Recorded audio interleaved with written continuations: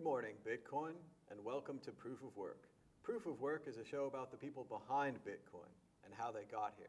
Today we're joined by Jimmy Song. How's it going, Jimmy? It's going well. It's good to be back on some mad Bitcoin stuff, right?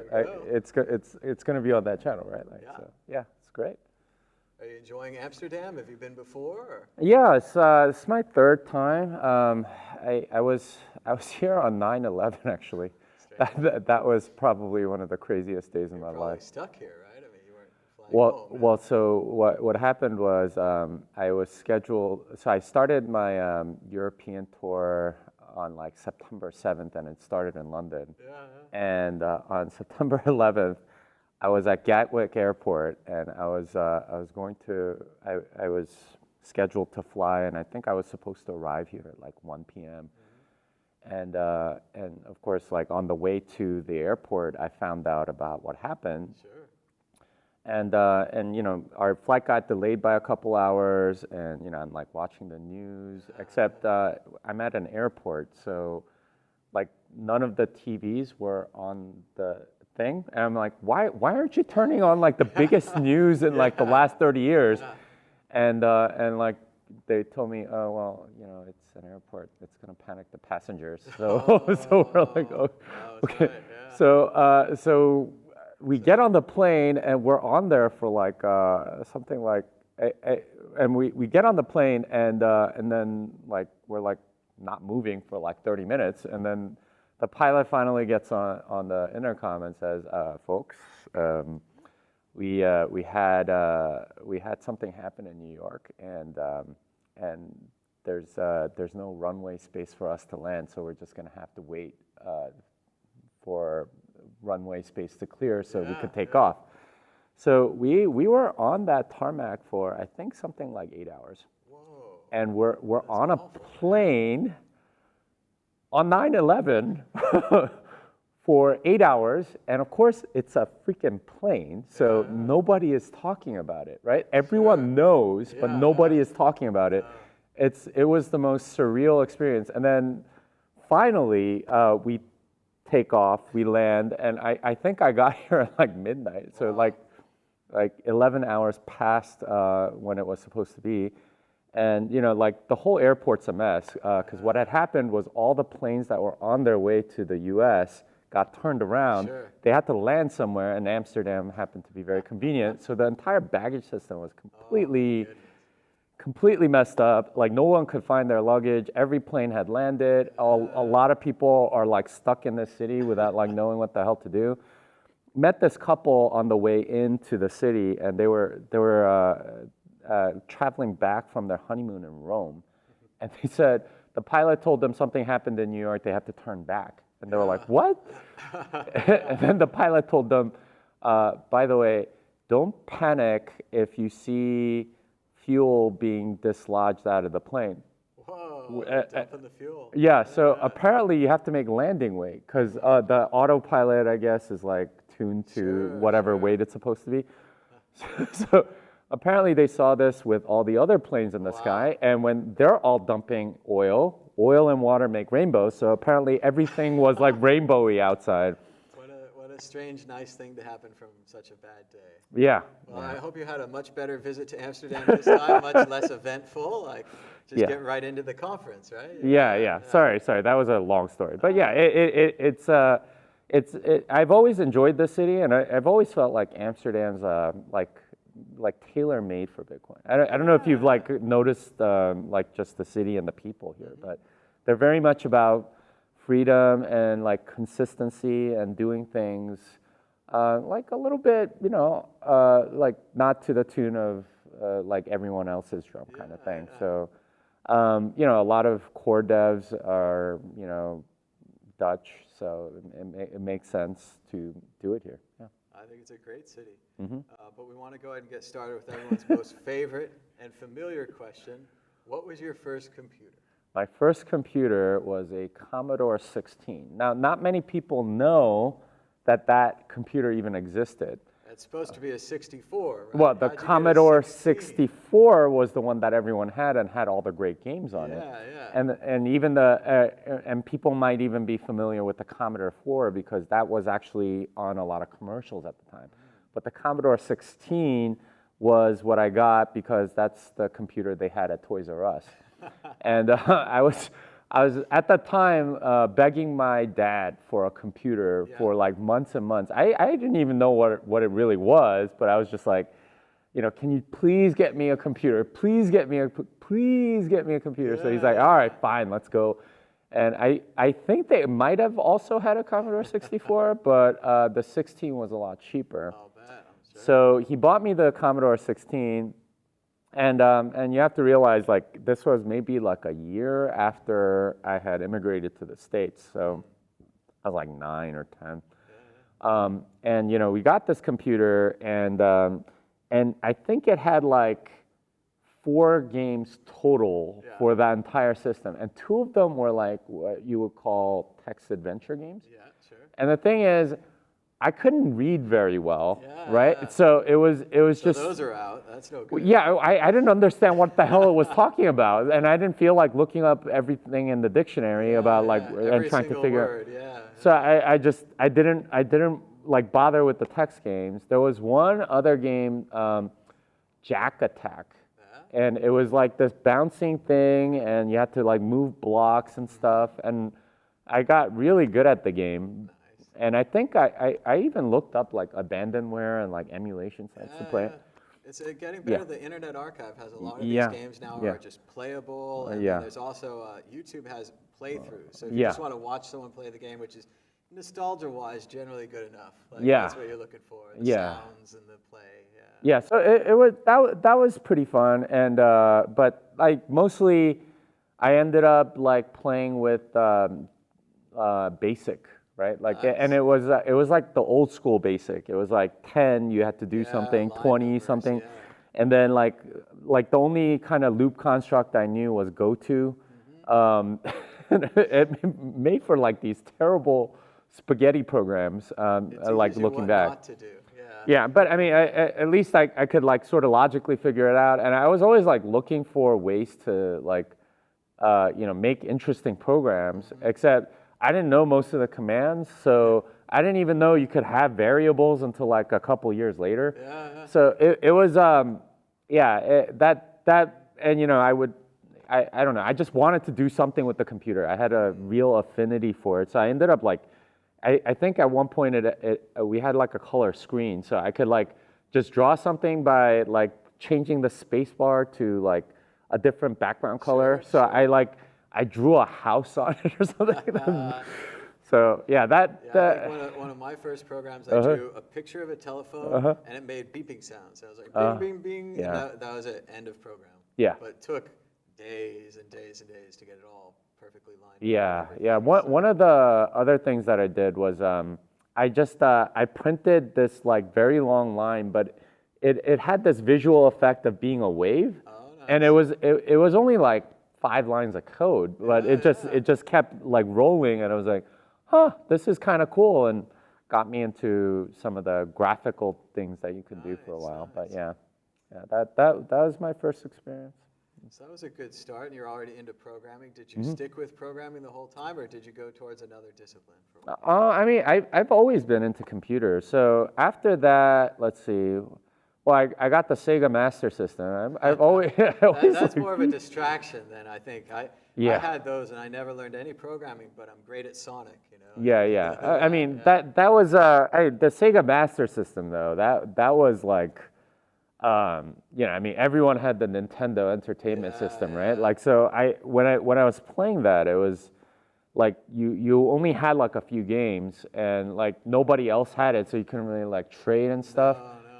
But it got me into RPGs, which there were 2 that were really good.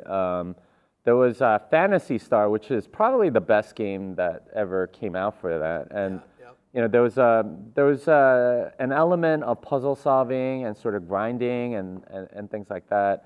I actually did watch like some playthrough of it, except it's like those are like 8 hours long. I don't want to like watch the whole thing. Yeah, I had the same kind of feeling for Zelda when I started. Of course, I was on the Nintendo, but even now I think of it with my travels. I'm like, I have my bag, I have all my stuff in my bag. I go somewhere, I'm like, is that useful? Do I need that? I need that for my bag. And again, I'm just playing Zelda and Boy Scouts in the real world. Yeah. But yeah, it teaches you those things. And they told me it was worthless and a waste of my time and all that stuff. But no, you need the sword to kill the monster. You got to get the sword from the thing. Yeah, there's a lot of programmers that, you know, came through a lot of the video game kind of like thing. And, you know, I enjoyed, well, after the Sega Master System, like my dad got me like a proper computer, and it was the 8086, and it was manufactured by Hyundai, which doesn't manufacture computers anymore, obviously. But it was a 8086. It had like a black and white monitor, pretty much. Actually, it was like orange and black. It was like this like. I was gonna say green or orange. Your choice. It wasn't very good for my my eyes or anything. But I got into like those Sierra games, and those are great because like you have to like do a lot of puzzles and stuff. But I also did some programming on that. I remember just like even like on the command line, and there was this like really thick manual of like DOS commands, DOS 3.1, right? Like all these commands you could do. I'm like, I couldn't even read it really, and but I was just like, let's see what this does. And try it out. Right? Yeah, try it out. That's whatever. how I learned all my programs. I just go through the file menu. I'm like, what's this do? What's that do? What's this do? And eventually, I know how to use Word. Yeah. So you know. Yeah, and that's how I learned a lot of that stuff. Got into, and then I you know, by the time high school came around, I was doing, I was taking some programming class, the 2 programming classes that my high school offered, I took. But C++ and computer applications. No, it wasn't even C++. It was Pascal. It was horrible. Pascal, and like nobody uses that language. But at least I learned like a lot of the concepts. And you know, I was always like into math, so that was the main thing that I did. So I always viewed computer programming as a tool to help me with my math, right? It was like, okay, let's see how to factor this very large number, or like what's like a clever way to do this algorithm or whatever. You could do like a loop, and you could have it print all the numbers out and really explore the or you can know the answer before you write a proof or whatever. So that ended up being like a major part of how I approached it, and you know, like I was always like sort of a mathematician first, like, and a computer programmer second. So that was a large part of my high school, and then for 4 years in college, didn't do any code whatsoever. I just did math. You got away. Not that far into math. No, I mean I wanted to be a math professor actually, and you know I did a lot of you know, I took like some graduate courses in undergrad and stuff, but not like, and it was really interesting. And actually, that I think that's the first time I came to Europe was my senior year. There was a study abroad program for math majors in Budapest.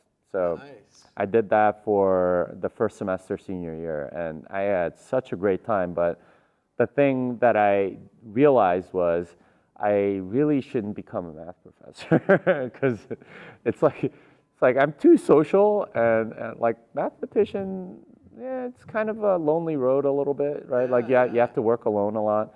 Not that computer programmers are that much better now that I think about it. Kind of apples and apples kind of thing. Yeah. So, but you went more towards the computer programming instead of the math? Well, so I like after I graduated, I had like kind of 2 paths before me.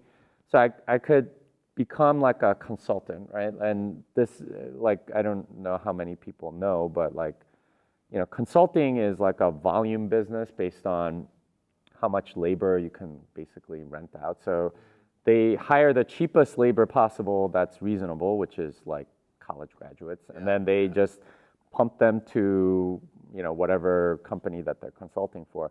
So I could have gone down that road. Or a friend of mine from high school who remembered that I was a programmer in high school. He invited me to join his startup in Cambridge. So I ended up, I was like, okay, well, let's do it. He's like, well, if you haven't coded for 4 years, here's like this program. Can you code something to solve it? Yeah. So I was like, I don't think I could even find a Pascal compiler at this point. So. So I bought like a book on C and C++, and I studied it and like submitted something in like a week, and they liked it enough. I was employee number 6 at a startup in Cambridge back in 1998, which is kind of a long time ago, and yeah, I ended up being with that, and then like the first thing after I learned like C and C++ is, hey, I need you to learn. We need you to learn this other language. It was this giant thick book on Perl. That was my first exposure to O'Reilly books. Who published my book recently. So it's like kind of a full circle thing. So I was like, okay, and like had to learn like regular expressions, which is like the deepest dive that you can go into like in programming. And like almost right away. I have a book on that, and I could always, whenever I need anything, I could just look it up in the book. So regular expressions. It worked pretty good, yeah. I did some matching at one point. Yeah, it's absolutely brilliant, but it was like, oh my God, I can't believe I. The syntax is really ridiculous. Like, I'm sure there's guys that do it every day and they have the syntax memorized, but I was just like, character by character. Yeah, I still forget like what the backslash ones mean, but I can match almost anything using regular expressions now. That's amazing, very powerful. Yeah, but that's what I learned. That's what I've been doing for like 21 years, I guess. Is a lot of programming, a lot of software development, a lot of lessons learned along the way. But yeah, I was a mathematician first, and kind of fell into programming because I was greedy.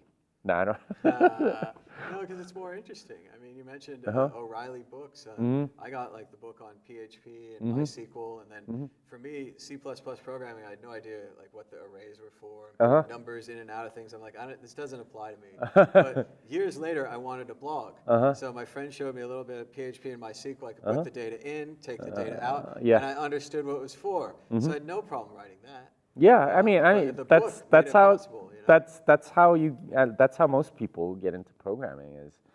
I mean, you could learn it formally, but what I found is a lot of people that learn it formally, like they don't get the practical training that you need, right? Like you might learn like a difficult like sorting algorithm or something like that, but you don't like the actual art of software development, and I learned all that in high school, right? Like here's the quick sort algorithm, here's the merge sort algorithm, and here's how you do big O analysis and all that stuff. And it's like a lot of times like that's what they teach you in college now. But a lot of what you end up having to use is not like go figure out how to do a merge sort. Like that's all implemented already. What they want you to, what's more practical is like how to use Git and source control really well, how to like move your way around an editor, right? Like, and how to do command line, just like what process is running, how the hell do I stop this thing from like continuing and burning my computer? Keep getting out of control. Just like, and like, okay, how do I install this package? Like just very practical, stupid stuff that they don't really teach you in college, or at least they didn't like back when I was going. But it's the sort of stuff that ends up being much more important, and that's that ends up becoming the thing that you learn. And it's kind of crazy how our education system's kind of screwed up in that way. They don't really. It's difficult to stay on the cutting edge of these kind of things. And the tools. I felt my high school teacher and even my college teachers that kind of pushed me out of computer science. They were doing the best they could with what they had. They were overwhelmed with the number of students. At least in college, the theory was just go faster and try to kick them all out, which worked. I went into history instead of computers. I could have been better off. No, I think now it's much more human in the way they teach it. Plus, they have the different levels. You can learn web programming, you can learn databases. Like it's more specialized. Whereas back then it was like, let's start some assembly, let's start some C++, and I was like, I've never failed a class except assembly. I mean, assembly is insane. I couldn't understand that, and it moved really fast, and I just couldn't do it. Yeah, man, I guess it's better now, but I still remember in 8th grade there was like one quarter where our geography teacher decided to have like a computer learning course or something, and the assignment literally was to make a spaghetti program. And I was like, well, I didn't realize that. I thought it was like a legitimate thing. You want to be able to like make a spaghetti program. I don't think he realized that it's like a bad thing. So he made an assignment, make a spaghetti program, and of course, like nearly what everyone ended up doing was they forget something and it gets into an infinite loop. So it was like, oh God, you got to be kidding me. But yeah, the problem with education is that oftentimes the people that are teaching are at least like 5 years behind on the technology, and it's like, well, that's the best you can hire. Anybody else is in the industry getting 10 times as much. So we need to prioritize education with more money for teachers. Then maybe we could hire better teachers. But then or just like take it out of the public, right? Like the fact that I can teach and like make money, right? Like there's a demand for it, right? Like, and those are the students that are actually like interested in the topic. But when you sort of have compulsory education, it's you have a captive audience, but they're exactly that. They're captives, and they're not really interested in learning the thing. So. It's like a completely broken model, as opposed to something like a boot camp, which is like, okay, you sign up for it, you're interested in it, you're gonna do a lot better in it. The problem is a lot of kids aren't interested in reading, they're not interested in math, and because they got we choose to force them to learn the basics. So a lot of discussions going on now about the lack of civics education, and we're not teaching politics or how to be a citizen or how to be a part of a society, and that we've completely lost that in a generation. Like not teaching it led to us not having it. So I do think there should be some basic educations for everyone. I don't know. If more people can read. Well, so I'm very much a libertarian in that regard. I don't think you should make it compulsory. I mean, if you want people to be educated, like give them incentives to be educated. There's plenty of incentive already, right? Like it's like you're gonna generally get paid more if you know how to read. You're gonna get paid more if you know how to use a computer. It's tough to convince a 5-year-old though, but that's the job of the parents, right? Like, and this is where. And this is something that I struggle with as a parent is, you can, try to motivate them a particular way, but oftentimes like what ends up happening is that the quality of the teacher matters way more than the subject. And you might have a really good subject that the kid is interested in, but if you have a bad teacher, they might get really turned off. On the other hand, if you have a really good teacher, they can make like a really like not interesting topic sound really interesting to the kids. So it ends up like the whole teaching process ends up being a lot more about the relationship between the teacher and the student. And this is something that I've discovered just like teaching as well is your relationship with the student matters, and this is and the relationships between the students also matter. So. I'm just very dissatisfied with like government compulsory almost anything, but in particular with education, it ends up harming a lot, and like a lot of the resources that go into it. It's like, man, if instead you had a market-driven economy, like all the evidence is that like you end up with a lot better, like more educated people and. Like people that are more motivated and stuff like that. Like there are teachers in East Asia, right, that do like SAT prep or something like that get paid 7 figures, And that's because they're just very good at what they do, and they've specialized their skill because there's like complete demand for these skills, and they become like sort of like celebrity teachers because they're so good at like teaching this material in a way that people can absorb it. Now, like the fact that it's about the SAT is like complete BS because right, like it's a compulsory test. Test to begin with. Yeah, it's a horrible test. But you know, imagine that for you know, something that's more useful, right? Like learning how to do a particular skill, or you know, I don't know, like video editing or something like that. Like this what apprenticeships were for in the olden days.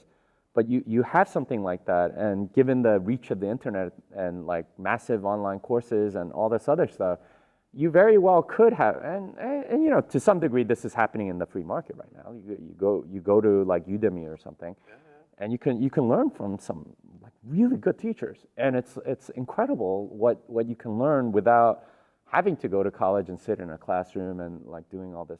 And I say this even as like a lecturer at University of Texas. Yeah. Well, I mean, they have a little bit of that here in the Netherlands. They do have trade schools still, and I talked to a friend of mine. His daughter was going on a tour of them to make the kids know that it's okay to work a trade. It's okay, you know, to be a garbage man, whatever it is. It serves society. It's a decent job. You get home, you know, you feed your family. It's all right. Whereas in the U.S., it's like if you work a trade or whatever, it's just not really respected. It doesn't have the same level of thing, but. Yeah, no, they're the ones that end up like laughing at us, right? Like I like any contractor in the U.S., they're making like bank, man, because like there's such a small supply and such a large demand to like repair homes and do a good job and stuff like that. And it's it's a white collar snobbery, which. It's gonna go. I mean, here in Holland, my friend's waiting 6 months for his bathroom to be repaired. Yeah. There's just not enough plumbers. Yeah.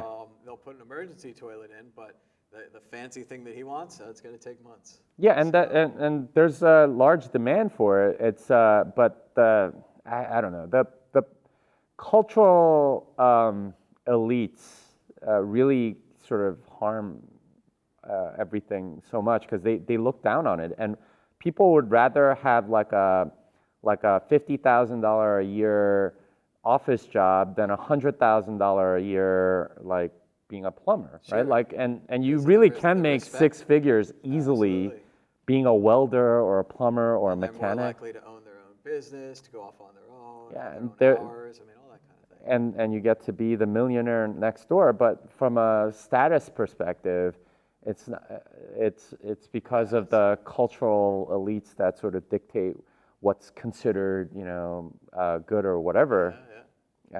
It's a horrible system. So speaking of cultural elites, you were at Cambridge and you're working for the startup, but then eventually you get into Bitcoin. So how do you get into Bitcoin? Did you work for more startups? Or did somebody tell you about it? What so 98, I get into this startup. I'm employee number 6, and you know, it was.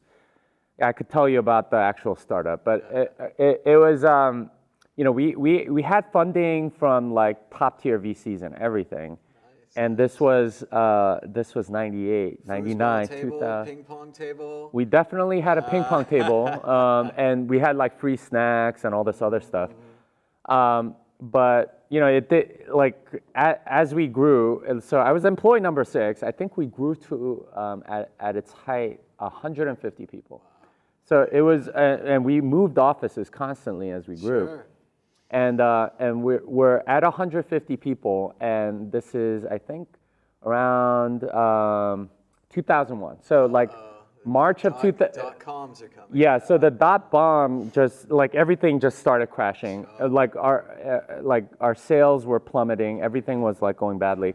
So at that point, you know, like layoffs started, right? Like, and it was, I think I got cut on the 3rd or 4th round of layoffs, but it got to like, it went from like 150 to like 94 to like 50 to like 20 something.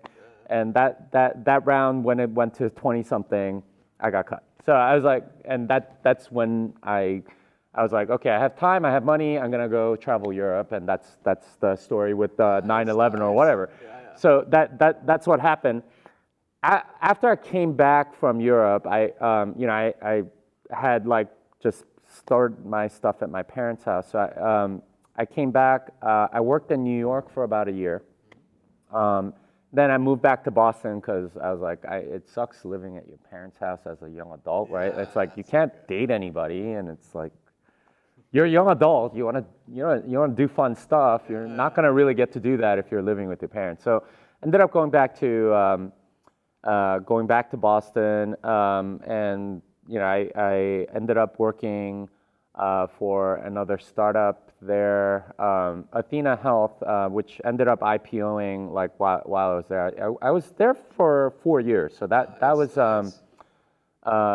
was one that I probably stayed the longest at. After that, I did a bunch of other ones. Can't believe I worked for Shoebuy. Shoebuy, I did, what was it, Endurance International. I did another startup with a friend of mine that didn't go anywhere. And I think that startup was when I first learned about Bitcoin. This was 2011. Nice. And I was like browsing Slashdot, and I learned about it then. And we were trying to integrate like Facebook payments into like the thing that we were selling, which was like characters calling you on the phone or something like that. So I was like, okay, well, we could use this other currency to do it. And he's like, no, like, let's forget about that. And but that company didn't go anywhere. I ended up joining a patent litigation firm, Elysium. Did that, and then like I think that was by the time I had been there like a year. We were pregnant with our fourth kid, so like just like confluence of circumstances were such that we needed to go somewhere more affordable than Boston. So we moved to Austin, and ended up trying to. I applied for jobs and I ended up getting one at Retail Me Not. So I was there, and they IPO'd when I was there as well. So after that, it was okay. Now, like by then I had really gotten into Bitcoin, and while I was there, I was like, okay, well, how do I earn Bitcoin? I went to Jobs for Bitcoins subreddit, and there was a post about, hey, developers want it, Python developer want it. I'm like, oh, Python, all right, let's do it. And it was a guy from the Ukraine that was working on the Color Coins project. And he was like, yeah, I'll pay you in Bitcoin. And I need you to, whoever wants to do these. So I was working 40 hours a week on that while doing my job at Retail Me Not. So I was like, okay, I need to make this a career. And I started really getting into it. And did some Color Coin stuff for a while, and then I got hired by Monetas, which was based out of Switzerland. They've gone nowhere, but Are they doing open transactions? Yeah, open transactions. Giacomo just mentioned them in the last interview. I had interviewed them way back in the day, and like you said, I don't know the project ever came out. It was. Well, I mean, there's still like still people doing stuff with it, but I have no idea how far they've gone. But yeah, I got hired to do stuff with like Color Coins integration or something. Anyway, I did that for a while, and then while I was working there, I was contacted by, or I did something with Armory, and I ended up going there, got to be VP of engineering there, except we ran out of money. And then Armory is a very well-known early secure wallet. Very well-respected, open source, all those kind of things. I mean, I remember Armory. I mean, it kind of went down, but it was very great while it was around. Yeah, it's still around, and I think Farhad is still like working on it. But yeah, it was a really cool experience. But yeah, I've been in the Bitcoin space since that time where I just started like. It all started with something that couldn't happen anywhere else, right? It's I'm getting paid by some guy in the Ukraine in Bitcoin while I'm in Austin, working without anybody really knowing that I could be anywhere, right? Like it doesn't really matter. And it's like, okay, this is a new because thing. it was money allowed you to work on your passion. Yeah. You wanted to work in this project, you got paid from this project, and then you're off to the races, getting more jobs, more companies. Yeah, I realized at that point that like there's a whole new thing that this opens up, right? Like the ability to change the economy in many ways. Like, because you don't have to work for one company, and this was the big thing that I think shortly after I started like appearing on your shows and stuff like that. That summer 2017, I was like, okay, well, I think I have this course that I could sell.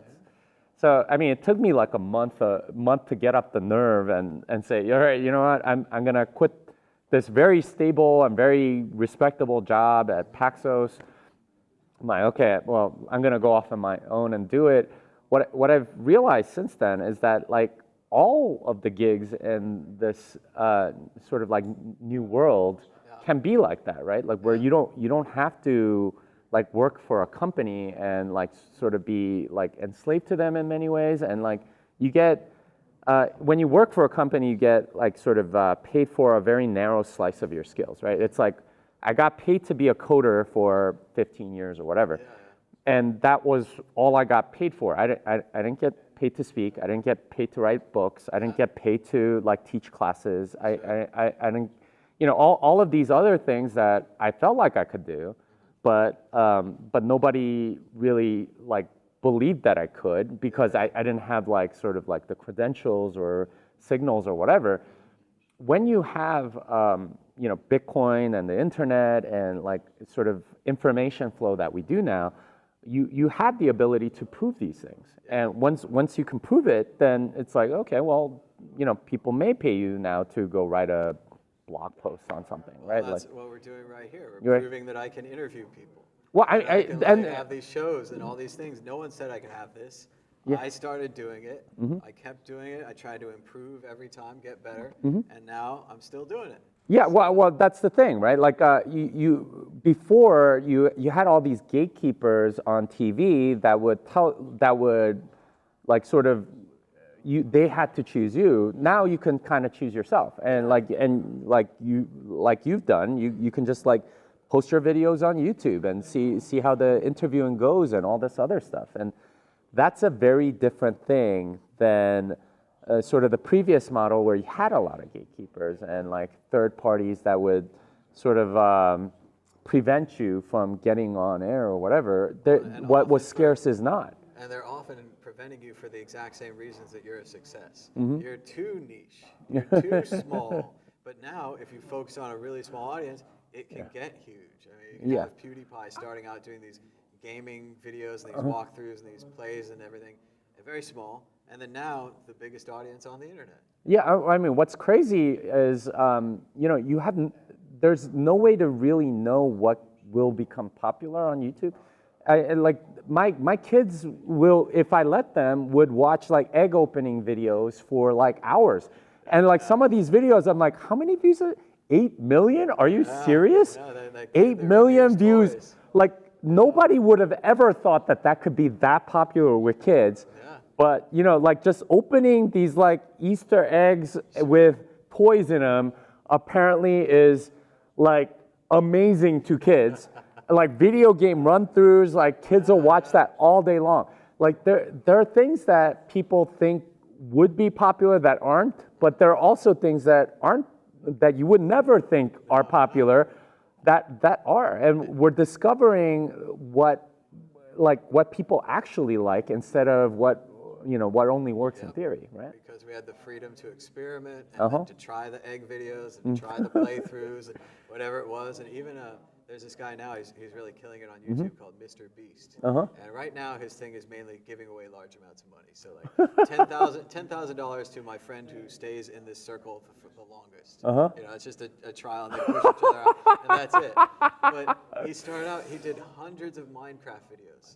And he just every day he's like cranking out on the Minecraft, cranking out this, and he expands into these other videos where he's like, let's give $10,000 to a homeless person. Let's see what happens. And then that's the video. And he's killing it now. but it's because he put 5 years of solid work into his videos. Yeah. And he said, like, for me, being successful on YouTube was all I cared about. Every day I'd get up, I'd make my little Minecraft video or whatever it was, and it's totally and you can go back, his archive's all still there. And it's totally different than his recent videos, 10 million views, 20 million views, whatever. He's covering the money he gives away from the video. And he's got a whole little business, and his whole family's working for him. And that's great, right? Like you get to be an entrepreneur. I still remember this this video, and it's like what are those things called? The really high pressure, like a pneumatic press. Yeah. So there's they smash things. Yeah, I mean all they do is smash something, and it's like you wouldn't think it's popular, but once you watch one, you're like, oh man, I want to watch more of these. It's really good. And again, that's just a guy who has a pneumatic press. His hobby's probably smashing things. And he decides to film it, share it with us. And now he's famous on the internet for smashing things. Yeah, and then he expanded to, okay, let's see what happens if we take this like giant crane and like smash things in a different way. And it's great. Yeah, but that's the thing, right? Like everyone has like talents and like passions that you could probably make money with, but in a corporate environment, you only get paid for a very narrow slice, right? Like you might be an accountant, but you might also be like a singer on the side or whatever, and if you can like make music that's about accounting or I don't know whatever, like it ends up that there's actually people that would pay for it or like like do something about it. Talk to you about it, they help you improve, and they'd be interested. There's a whole community out there for whatever your niche is. Yeah, and I think that's what human civilization is meant to be, and not this like giant corporate structure. And to just sort of like bring this back to Bitcoin, I blame a lot of the largeness of these companies, like the sort of like imposed order around civilization on fiat money, right? You wouldn't have that without, like if it were a pure market competition, you would find these like market niches real quick, like we have on YouTube and things like that. And like there's content that like I never would have thought that like something like UFC would have gotten so popular. But it's something that in this kind of age, it's become enormously popular. I mean, to some degree, like it's almost too mainstream at this. Yeah, they have a large culture, and they're able to discuss it amongst themselves, and all the fight. Even while the rest of the sports media was like, "No, we're not talking about that. It's barbaric." And then now, it's a little less barbaric. And the sports media needs that money. So just like they started covering NASCAR, they started covering UFC on ESPN, all the sports centers, all the things. Right. And so all of this is, I think, a lot the fact that we haven't had that was because of fiat money, right? And like sort of the gatekeepers, the sort of like middlemen, all of these people that are sort of like restricting, we now have a culture of abundance, and that's where we want to be, right? Like, and it's kind of weird, right? Like back when I was a kid, everyone would just like crave TV all the time, right? Like I just want to sit in front and watch TV. Now people are like way more discerning because there's just so much TV that you can watch. They're way more discerning about what to watch. Sure. Whereas before it was just, okay, we're just watching Channel 5 for like 8 hours straight. Now it's like, okay, well, I don't want to watch that. Right? Like I don't, and like commercials like offend me, right? Like I hate that there are commercials, and I just refuse to watch anything with commercials because I can always find content that doesn't have commercials that's better. So, or at least equivalent. So it's gotten to this point where people are, when you have abundance, people are a lot more discerning and a lot more specific about what they want. Whereas, when you have less choices, it's like people are sort of like desperate. It's a supply demand thing. So I like that there's a lot more supply. And I think that's what you get when you have more entrepreneurs, more people experimenting with stuff, more people trying different things. I mean, how many Bitcoin podcasts are there, right? Like there's like thousands, and a lot of them fail, but a lot of them are really good, and they have different takes on different things, and they go to different like sub niches of even the Bitcoin audience. So it's like that's what I've always said. We need everybody talking about this. I'll talk about it in my way, kind of to the computer geeks. You talk about it to your way. Other people in other cultures or other parts of the world all need to be talking about it because we all need to explain it and just get the word out and try to get some before the banks get it all. Yeah, So. yeah, and that's a beautiful thing. And I am more excited about the fact that Bitcoin enables this kind of thing, where people are less afraid to try stuff, because that ultimately is what builds civilization, is innovation and value add through products and services that people really want. And that's not going to happen if you don't have entrepreneurs. And this is the thing about Austrian economics that I think really like sort of speaks to the reality, and why I believe in it so much is, entrepreneurs really add a lot, right? They take the most risk, and if you take away their reward, then you're discouraging entrepreneurialism. But they're the ones that really add something to civilization, because by definition, whenever they're successful, they're doing something that's cheaper, faster, better, easier. And they're making something that was harder, easier. They're making something that was slower, faster, whatever. And that's adding to civilization. That's adding value, and that's how civilization grows. You're growing the pie. So Bitcoin, I think, really enables that. That's really the first step, and that makes me really positive and excited about that future. Yeah. All right. Well, thanks so much, Jimmy. And where can people learn about where you're adding value? I know you have your new book. Tell them about. Programming Bitcoin, I think it's O'Reilly Books. Yeah. So I wrote a book. It took me over a year, but yeah, it's for O'Reilly. You can find it on Amazon. I think it's $40.58, something like that. I don't know how Amazon does pricing, but what it depends on who you are. It's like, it changes. If you log in with a different account, you might get a different price. Well, so it's been pretty steady for about a month and a half, but like while it was on pre-order, it like fluctuated so much. I'm like, what the hell is going on? Check it out on a Camel. You can see the little chart. Yeah, I should. Yeah. But that's on Amazon. It's my publisher is O'Reilly. It's not terribly long. It's like 300 something pages, but yeah, it's mainly for people with programming experience. Yeah, to learn everything that you need to learn Bitcoin, basically, and it goes through all the math that you need, all the transaction parsing, block parsing, network programming, all that is covered. So just come in with some programming knowledge, and you should be able to, or in Python hopefully, and then you can learn the whole thing.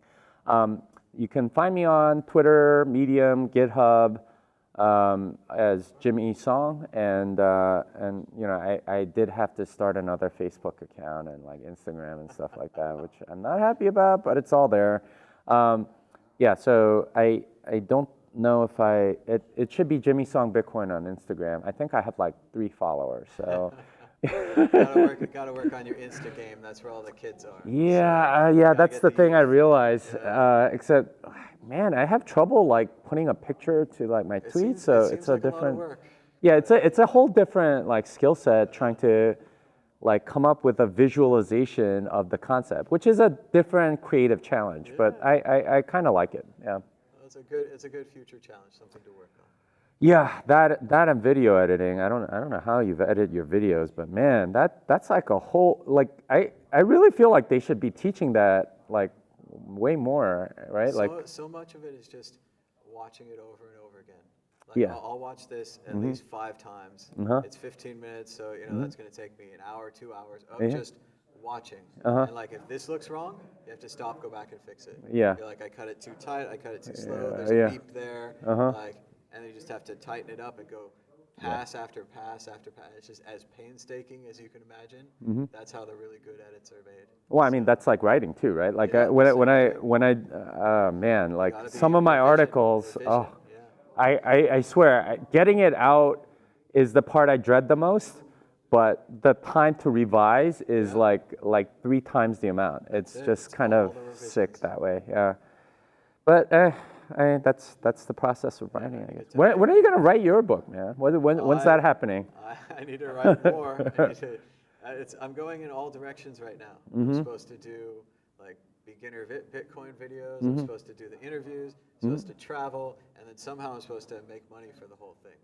So yeah, I mean, you should write a book about just, I don't know, something Bitcoin and travel or something. Yeah. But yeah, dude, you need to write a book. I know you like writing, so. I do. I have some rough drafts of things, but like you say, it's really a matter of just sitting down every day, getting the work in, and then over time it builds, and then eventually you have the manuscript where you can work on it. But yeah. Well, I start with the outline and then go sell that first, right? Like, I mean, that's. And then I'd have the motivation because I'd have the contract to have to work on. And especially if they give you an advance, then it's like, oh, crap, I have to go work on this. You have to write it. Yeah, I could use the motivation. I think that'd be good. Well, thank you so much, Jimmy, for the interview. I really appreciate it. Yeah, no problem, man.